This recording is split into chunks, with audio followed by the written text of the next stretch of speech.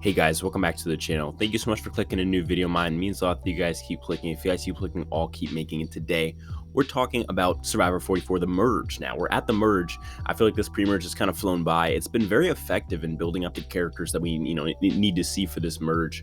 And in this video, I'm going to make 5 bold predictions just off of intuition, really, about this merge and how it will play out. It can be about players, twists, production, gameplay, etc. Of course, if you haven't already, like, share, subscribe, do all that good stuff because it's free, it's easy, and it really does help the channel out. Okay, so I guess my first bold prediction will kind of center around the most important character at this point in the season, which is Carolyn. I mean, she's gotten the biggest edit. She's been really surrounding all of the big moves and big strategy, especially on her tribe, but really in the entire game. She causes chaos, and she's fun to watch, despite being a teeny bit annoying. And of course, I think Carolyn, my quote-unquote bold prediction, which I really don't even think is that bold, is that Carolyn is a lock for finale night. I just can't see a reality. Maybe she's a final 8 or 9 boot, but again, this is bold predictions. So my bold prediction is that Carolyn will be here on finale night. She is completely bulletproof until then. I just especially cannot see her going at the merge or even in the first 3 or 4 votes of the merge. With how much her edit's been built up, we've seen her story extensively here and really gotten to know, her hardships, her story, and we really haven't gotten to know all of it, which again gives us more room to learn about her as a character, giving us more reasons to keep her on the TV screen. My second prediction actually revolves around really nothing but speculation. I mean, this is not really based in fact or logic like most of my takes are, but this is just complete feelings and speculation, which is that I think there's going to be a rock draw. I get the feeling with this cast. Usually rock draws have been in casts that were very aggressive strategically, not necessarily like super loyal cast or also super backstabbing casts, because at the end of the day, every cast is loyal and backstabbing at the same time, especially in this new era. I really think what rock draws could come down to is how aggressive are you. It's not about how passive you are, but more about how willing are you to take it to that next step and risk your whole game just to get your way. And that takes an aggressive player. Of course, the 2 times that it's happened recently have been Blood versus Water, and of course, Millennials versus Gen X. 2 seasons with extremely aggressive casts that came out to play.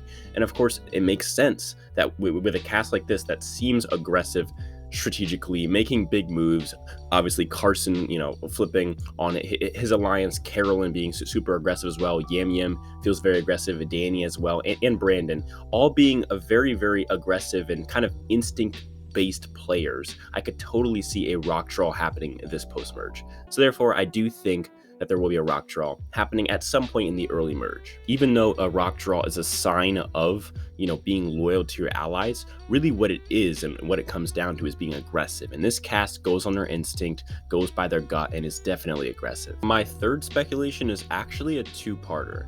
The first part being that I think at the start of the merge and really throughout the entirety of the merge, it will be mostly men going out, partly because there's a lot of men, not really compared to women, but there is more men. It's 7 to 5, 7 men and 5 women. And of course, that means that more are going to go out. But the more, I guess, enticing part of my third bold prediction is that I think there's going to be a female winner on this season. But between Carolyn and Lauren and Franny, these are all people who I think can generally win the game. Even Heidi and Jamie have good chances compared to a lot of these guys who have really flawed edits. Think Jam Jam, think Carson, think Danny. They all have decent edits, but they just have something kind of wrong. Jam Jam seems a bit too aggressive.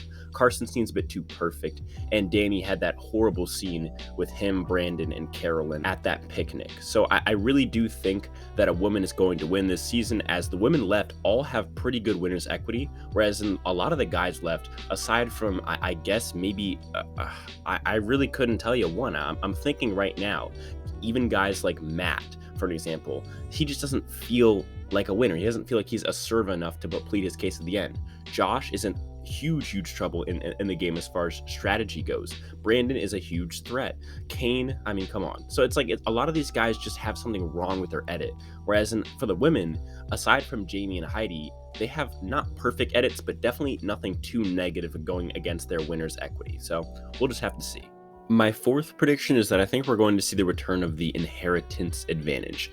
This advantage was found by Sarah. Obviously, she's voted out, and now it's not in the game anymore. But if production shows it to us, it put it in the edit, you really have to think that it's going to come back in some shape or form. I was surprised in this past episode that when the people went to Shipwell Island, they just didn't put it back in the game that way. So I'm guessing maybe it's like a merge twist, or the person who goes to Exile Island maybe at the merge can in fact find this advantage. I mean, it has to come back in, because if it was just found once in the pre-merge and never comes back, why would they show it to us? It makes no sense.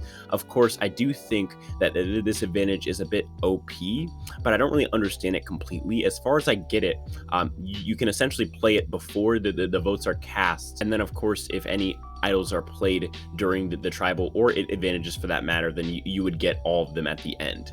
I don't know if it's all of them, or if it's just that you would get to pick one if several are played. I mean, to me, this is so overpowered, because imagine that you play this, and then at tribal, there's 3 idols that are played, which isn't unheard of in this new era.